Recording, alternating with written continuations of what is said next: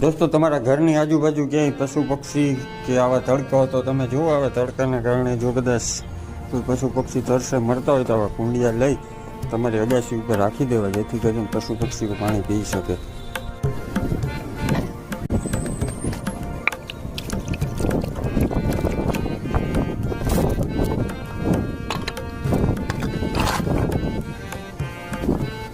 પેલા છે ને આપણે જો આવો બોરો રાખ્યો હતો, પણ આમાં શું થાય ખબર છે, પાણી એ નહીં આખું આવે એટલે ને બોરો તૂટી ગયો હતો. તો આપણે કમ્પ્લીટ અત્યારે કુંડું ભરી દીધું છે.